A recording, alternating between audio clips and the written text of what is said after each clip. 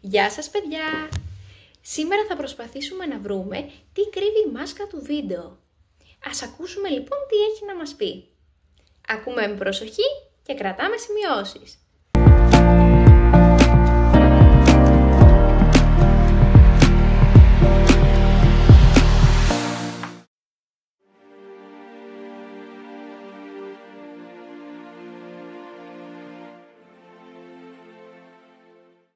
Ωχ, παιδιά, νομίζω ότι η μάσκα κουνήθηκε.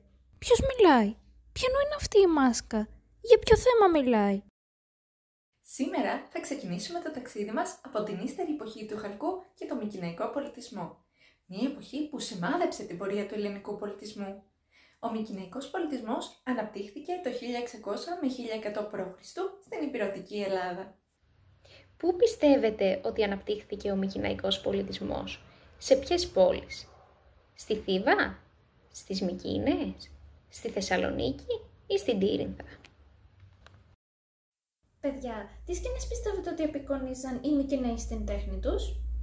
Λοιπόν, οι Μυκηναίοι ζωγράφιζαν με πολύ μεγάλη τέχνη πολεμικές σκηνές από κυνήγι, από ιερές τελετές και φυσικά σκηνές που παρουσίαζαν ζώα και άλλους θεούς.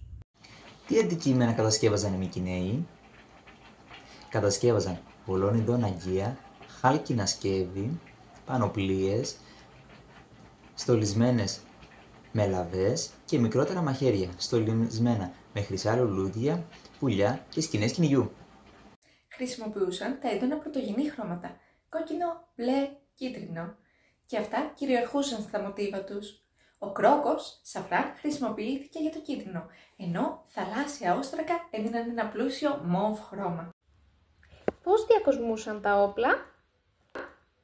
Οι μεταλλοτεχνίτες έφτιαχναν πανοπλίες, μεγάλα ξύφη με στολισμένες λαβές και μικρότερα μαχαίρια τα οποία ήταν στολισμένα με χρυσά λουλούδια. Δεν χρησιμοποιούσαν άραγε οι Μυκηναίοι για να κατασκευάσουν τα έργα τέχνης τους? Λοιπόν, οι Μυκηναίοι χρησιμοποιούσαν κυρίως τα μέταλλα, το χρυσό και το χαλκό, την πέτρα, το κρίσταλο, το ελεφαντόδοτο και χρώματα από φυσικά υλικά.